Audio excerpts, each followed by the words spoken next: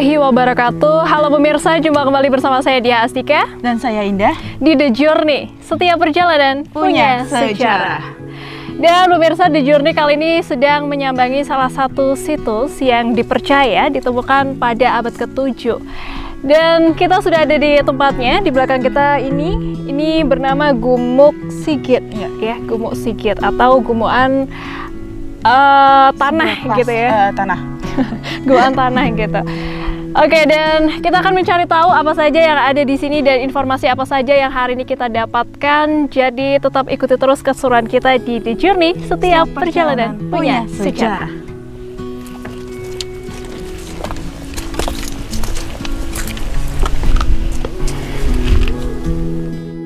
Halo pemirsa Batik TV, Anda sedang menyaksikan program The Journey. Tim ekspedisi sejarah kali ini mendatangi sebuah situs bersejarah yang terletak di Kecamatan Bojong, Kabupaten Pekalongan, Jawa Tengah. Situs tersebut bernama Gumuk Sigit yang dipercaya sudah ada sejak abad 7. Kira-kira apa saja yang akan tim The Journey temukan kali ini? Tetap ikuti keseruan kami di The Journey. Setiap perjalanan punya sejarah.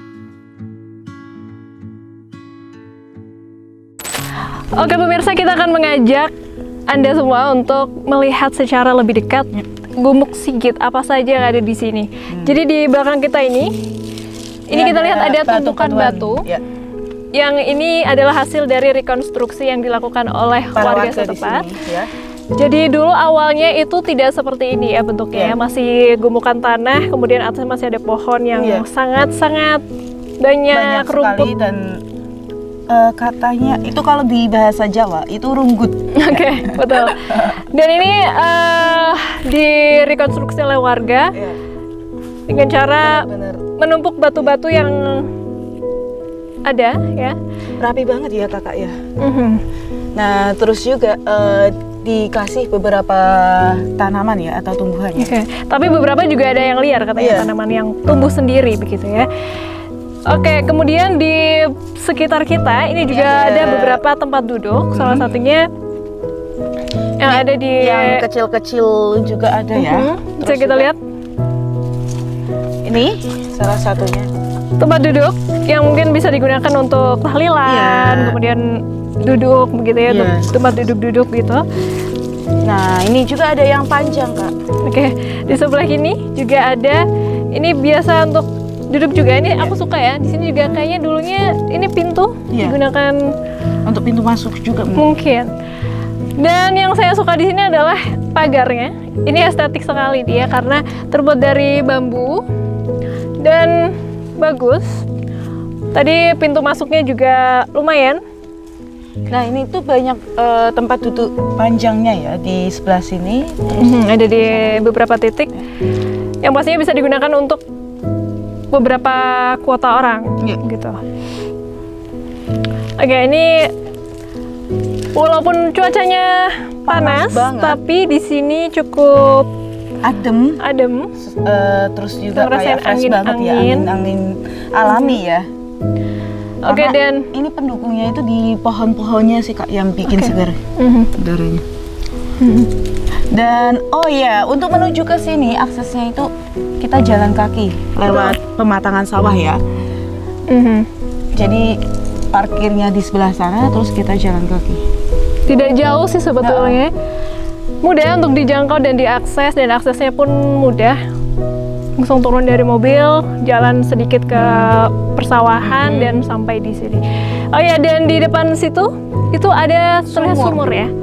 Sumur yang kira-kira juga sudah cukup tua. Itu terbuat dari bata-bata, batu bata yang ditata seperti itu. Ini ada airnya nggak sih? Iya ada. Ini kalau ini dibangun oleh warga sekitar sih katanya. Oke deh pemirsa, kalau gitu kita masih mau lanjut lagi untuk explore di sekitar sini, dan apalagi yang akan kita temukan di sini. Tetap ikuti terus kita di The Journey. Setiap perjalanan punya sejarah.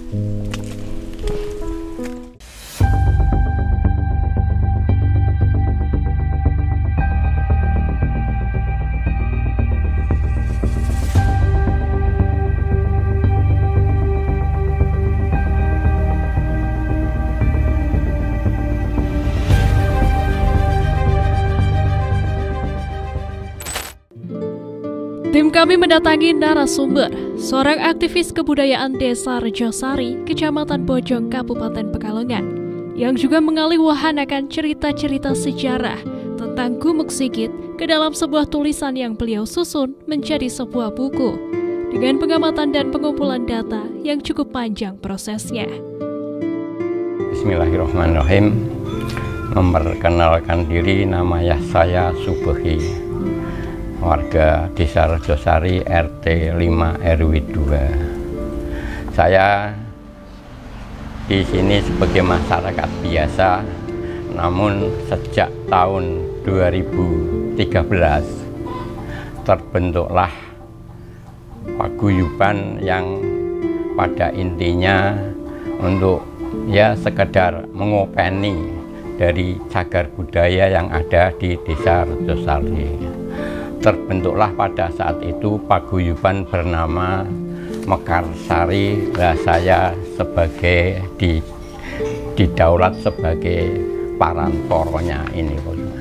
Sejak itulah kami bekerja dengan perangkat desa dan tokoh-tokoh masyarakat lain menggali apa yang ada di Desa Rejosari, peninggalan-peninggalan orang terdahulu, termasuk salah satu diantaranya adalah Gumuk Sigit yang selama ini misteri, tidak tahu itu tadinya bentuk apa persembahan, tempat persembahan ataupun itu perumahan masyarakat biasa. Namun ada beberapa yang akhirnya menjadi legenda yang tak berkesudahan antara satu orang dengan yang lain, berbeda pendapat karena ditafsirkan dari mimpi-mimpinya.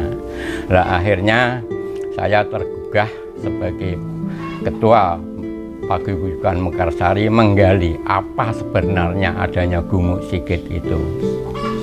Saya berusaha mencari banyak sumber, sisa-sisa ataupun apa-apa yang ada di sekitar Gumuk Sigit. Kami berusaha mencari sampai ke Desa Ketitanglor, menghubungi tokoh-tokoh masyarakat Desa Ketitanglor untuk apa dan sebagainya. Akhirnya kami, alhamdulillah, masyarakat Desa Ketitanglor menyambut baik kehendak saya itu. Akhirnya apa-apa yang ditemukan oleh masyarakat Ketitanglor itu diserahkan pada saya, lalu saya serahkan pada pemerintahan Desa Rejosari. Di antaranya adalah berupa guci peninggalan dari zaman kuno. Menurut saya, peninggalan guci itu pada abad ke-5. Menurut sejarah yang mungkin panjenengan sampun waos, pada waktu itu Musafir Buddha menyebarkan agama Buddha di Indonesia adalah pada abad ke-5. Namun setelah Gumuk Sigit ini kami unggah ke internet, terbaca oleh dunia, akhirnya sejarawan dari Swedia, Mbak Vero itu datang kemari dan melihat guci itu. Ternyata dia menyampaikan bahwa ini bukan abad ke-5, Pak, tapi ini sudah abad ke-7. Dari bekal Mbak Vero mengatakan abad ke-7, kita langsung mempercayai karena dia lebih pandai atau sebagai peneliti tingkat dunia, sedangkan seperti saya kan tidak tahu apa-apa. Lalu terbetiklah dari hasrat kami untuk meneliti pada abad ke-7 itu. Juga ada temuan-temuan butiran-butiran emas sebesar biji salam itu banyak ditemukan oleh masyarakat, tapi ya kita memaklumi masyarakat yang menemukan di sana juga tidak mengembalikan karena ya sesuatu lah. Kalau kami menyadari hal itu karena dia menemukan ya sudah dipakai atau dipanakan saya nggak tahu, tapi saya diberi cerita dan sebesar biji salam itu. Maka dalam kesimpulan pada waktu tanggal berapa itu lupa, ada kumpul-kumpul dari guru-guru sejarah se-Kabupaten Pekalongan menyatakan bahwa berkesimpulan bahwa emas yang sebesar biji salam itu adalah tempat untuk kakinya patung singa. Dalam persembahan agama Buddha itu katanya ada gitu. Nah, akhirnya kami kan berkesimpulan bahwa di Gumuk Sigit itu ada persembahan atau tempat persembahyangan, dan ditemukannya keramik berarti menandakan di Gumuk Sigit itu ada rumah tangga atau rumah orang, karena Gumuk Sigit itu gujinya kan untuk bahan wadah jangan dan sebagainya, sayur dan sebagainya. Dua guji yang sekarang tersimpan di balai desa. Nah, saat itulah kami berkesimpulan dengan masyarakat atau dengan tokoh-tokoh sejarah bahwa Gumuk Sigit itu selain tempat persembahyangan juga adalah tempat tinggal, tempat rumah tangga. Lalu kok pada abad ke-7 berarti kan Desa Rejosari adanya Gumuk Sigit abad ke-7 sudah ada tempat persembahyangan atau rumah tangga, kan menyimpulkan bahwa pada abad itu sudah ada kehidupan manusia di wilayah Desa Rejosari ataupun Kecamatan Bojong. Pada abad ke-7 sudah ada peradaban manusia. Nah, seiring dengan perkembangan agama Buddha, juga agama baru yaitu agama Hindu yang peninggalannya banyak tersebar di Rogoselo dan sebagainya, itu kan juga abad ke-7. Barun Skaber dan sebagainya itu juga abad ke-7. Jadi secara singkatnya, pada seiringan perkembangan agama Buddha di Jawa, khususnya di Bojong dan Pekalongan umumnya, itu seiring sejalan dengan perkembangan agama itu yang ada di Pekalongan juga. Banyak peninggalan-peninggalan yang agama Hindu banyak, tapi yang agama Buddha adalah hanya di Gumuk Sigit itu yang masih tersisa. Selebihnya adalah agama-agama Hindu, peninggalan agama itu yang tersebar di bukit-bukit wilayah Pegunungan Kendeng, Pekalongan itu, Rogoselo, Lemah Abang dan sebagainya, itu peninggalan-peninggalan dari agama Hindu.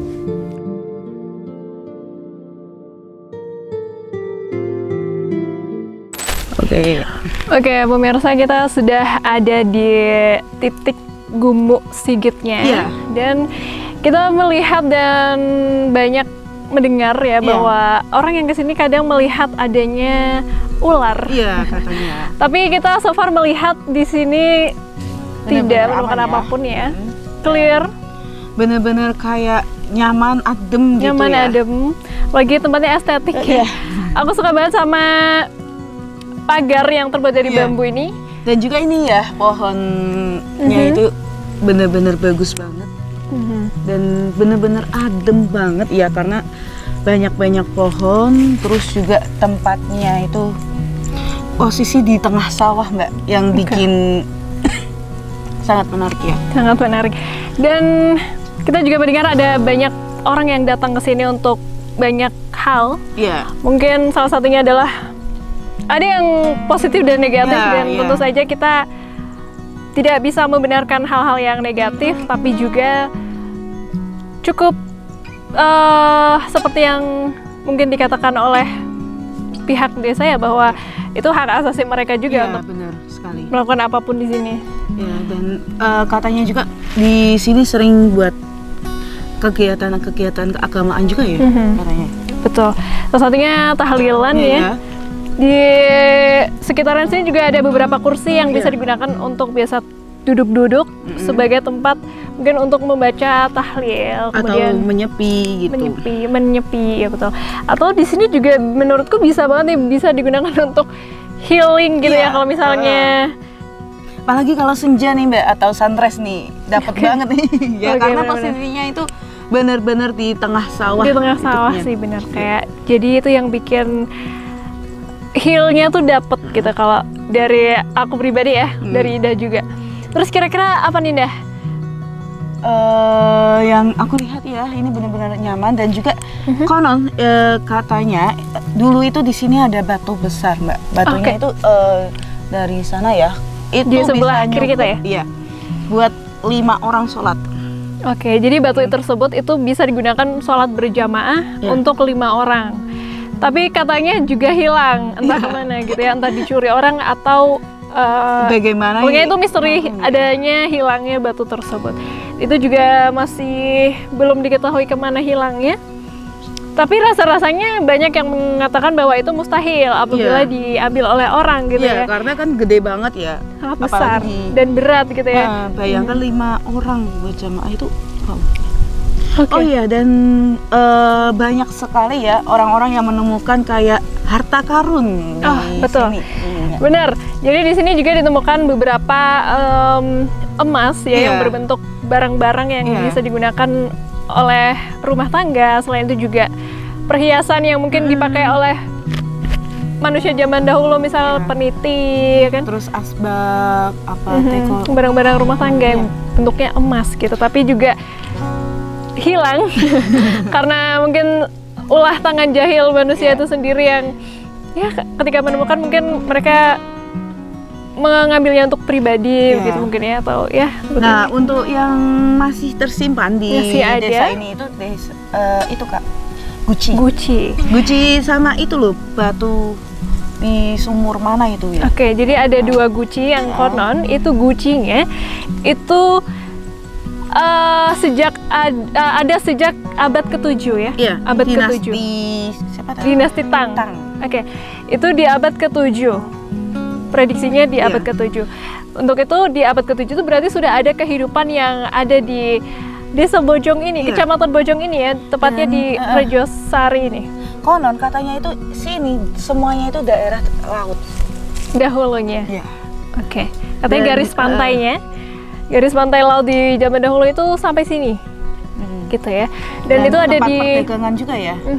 Cukup maju ya dulu. Cukup maju ya. Itu juga kita menemukan, tadi kita sudah melihat sendiri ada gucinya. Itu bentuknya mungkin itu diproduksi oleh orang di abad ke-7, itu sudah sangat canggih ya. Iya, dan sangat estetik sekali. Sangat estetik ya. Betul, itu bentuknya seperti gerabah atau mungkin bisa dikatakan keramik. Dan itu bisa juga dilihat dari situ apakah mungkin warga zaman dahulu itu sudah berinteraksi dengan warga internasional untuk perdagangan, mungkin karena di garis pantai sehingga ada jalur perdagangan di situ.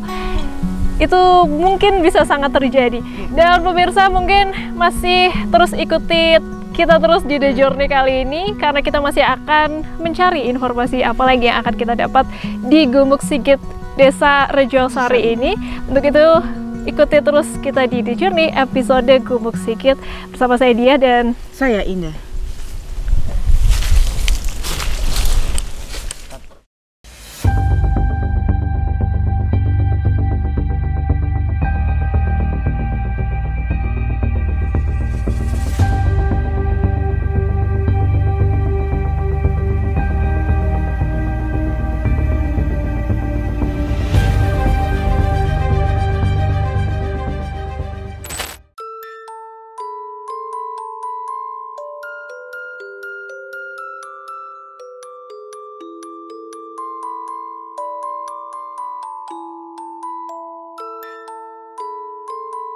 Kalau pengalaman pribadi, dulu saya yang ngelola lahan ini waktu mengairi sawah, pas azan subuh saya kan masih di sawah.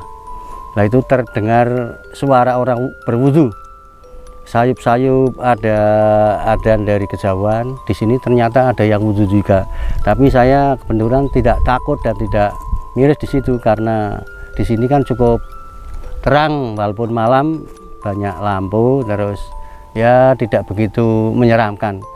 Namun kalau pengalaman dari orang lain saya dengar-dengar ya juga ada yang menemukan uang dalam bentuk 1-2 karung, ada yang emas 1 rinjing dalam arti jinjingan itu ya. Itu entah, kalau yang itu saya sendiri tidak menyaksikan langsung, saya tidak berani memastikan itu benar dan tidaknya. Namun kalau ada hewan-hewan apa itu kemungkinan karena di sini persawahan, jadi kalau misalkan ada hewan ular ataupun apa itu saya kira sudah wajar saja ya. Tapi untuk pengalaman saya yang paling berkesan ada orang wudhu tadi. Mungkin untuk mengingatkan saya pada subuh harus melakukan sholat untuk berjamaah.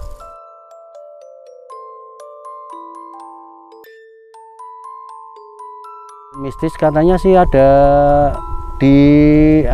ada penampakan ular yang besarnya satu pohon pinang itu, panjangnya tidak karuan panjangnya, tapi tidak ditemukan ekor dan kepalanya. Orangnya takut pulang, lantas mengadu ke temannya ke tempat saya kesini nggak ada apa-apa.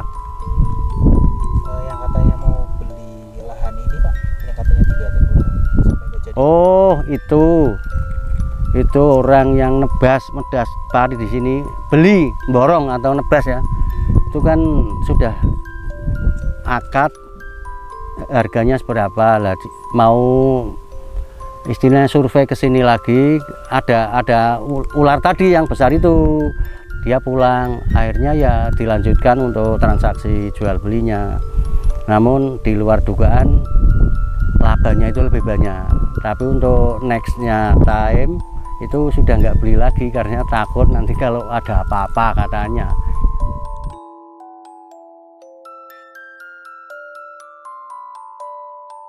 Seiring dengan perkembangan zaman, sejak adanya Gumuk Sigit yang berkembangnya agama Buddha berkembang di wilayah Bojong, sampai dengan abad ke-21 kan putus rantai, tidak ada yang meneruskan atau mengopeni dan sebagainya. Barulah muncul pada tahun 2013 kemarin terbentuklah paguyuban itu yang akhirnya ngopeni ke Gumuk Sigit. Akhirnya kan terputus sejarah maupun ceritanya dari orang-orang dulu, dan pada waktu itu Gumuk Sigit masih dalam luas dan sebagainya. Akhirnya tidak ada yang ngopeni, akhirnya sampai ribuan tahun baru teropeni. Nah, itulah makanya kehilangan jejak maupun kehilangan narasumber tadi.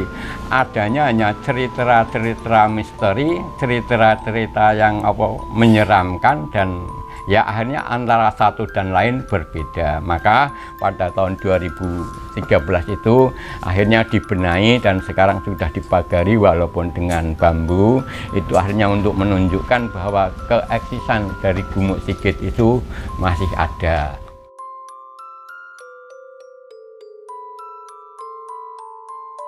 Ya dulu tempatnya runggut seperti itu, tidak terurus, ya penuh ilalang dan sebagainya. Kadang-kadang kalau musim kemarau dibakar, dan di situ juga banyak ular-ularnya katanya. Sampai sekarang saya pun belum pernah menjumpai ada ular di situ, tapi jadi orang-orang yang sering lewat di situ karenanya ada ular-ular besar.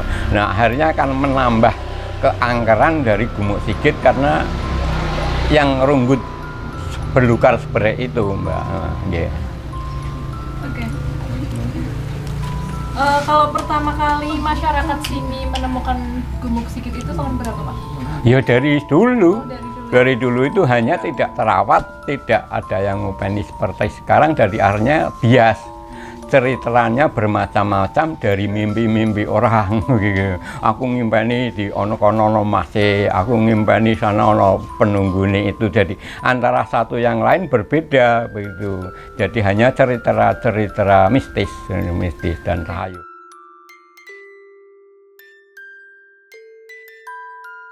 Analisa dari Mbak Vero itu ini sudah ada sejak abad 7. Berarti kan Gumuk Sigit sudah ada kehidupan di abad ke-7.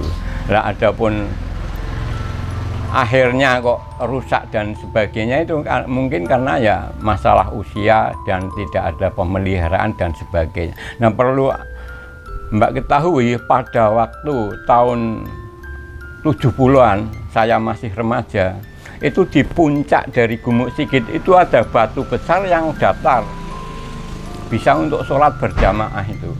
Nah, itu hilangnya kemana juga pada waktu itu kan belum ada yang ngopeni, jadi akhirnya menjadi apa ya, itu hilang dengan sendirinya Pak Wiar, kayak sing itu. sing batu besar itu. Kalau diangkat orang nggak mungkin. Nggak mungkin bisa. Itu misteri. Nah, sampai sekarang ada yang menafsirkan itu memang hilang tenggelam lagi, tapi juga ada yang menafsirkan bahwa itu dicuri orang. Tapi dicuri orang tidak mungkin. Karena apa? Batunya besar, harus lewat alat berat, dan pada waktu itu belum seindah ini. Tempatnya sawahnya itu masih runggut dan tidak mungkin kalau alat berat masuk ke situ. Itu misteri sampai sekarang, Mbak. Ya.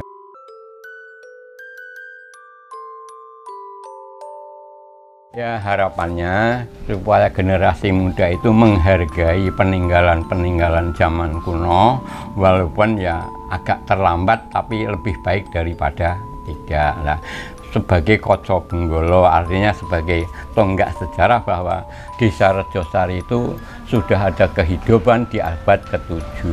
Mungkin dalam perspektif Kabupaten Pekalongan adalah mungkin bisa dikatakan desa tertua, karena sudah sejak abad 7 sudah ada, sedangkan Kanjeng Nabi lahir di abad ke-6. Jadi sebelum agama Islam masuk ke sini, berarti kan sudah ada kehidupan di masyarakat Desa Rejosari.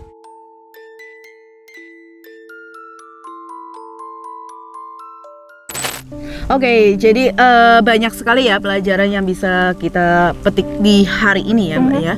Terutama kayak pesan kita ketika menemukan sebuah benda bersejarah atau bernilai sejarahnya untuk dikembalikan kepada yang lebih berhak. Ya, karena belum tentu barang yang kita temukan itu menjadi milik kita. Barangkali itu adalah punya sesuatu yang bisa bermanfaat untuk banyak orang, atau ya bisa kita kasihkan kepada lembaga-lembaga yang bisa menaunginya gitu ya.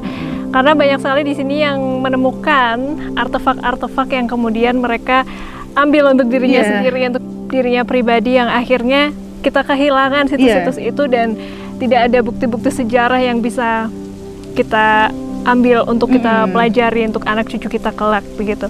Dan di episode kali ini juga kita ingin menyampaikan bahwa ternyata dari sekian tadi banyak cerita-cerita yang kita dapatkan di abad ke-7 itu kita bisa melihat dan kita bisa tahu bahwa sudah ada peradaban yang begitu modern, bisa dilihat dari bukti dua guci itu yang memperlihatkan bahwa saat itu di abad ke-7 bahkan manusia sudah semodern itu, gitu ya. Jadi mungkin itu juga bisa pembelajaran sebagai pembelajaran kedepannya untuk generasi muda kita, mungkin anak cucu kita ke depan, untuk bisa mengingat sejarah yang terjadi sebelumnya, yang sebelum ini mereka harus mengetahui dan mau dan juga menghargai apa yang sudah terjadi di masa lampau, dan mungkin lebih mengenal lagi yang ada di daerahnya seperti apa, ada apa saja, dan banyak hal yang ternyata bisa kita tangkap, bisa kita pelajari, bisa kita jadikan pelajaran nih ya kedepannya, untuk kedepannya. Sekian dari kita ya berdua, dari Diah dan saya Indah, untuk episode Gumuk Sigit kali ini di Desa Rejosari. Dan terima kasih sudah menonton episode ini. Sampai jumpa di episode selanjutnya. Sekali lagi saya Diah dan saya Indah. Jangan lupa untuk tetap saksikan The Journey. Setiap perjalanan punya sejarah.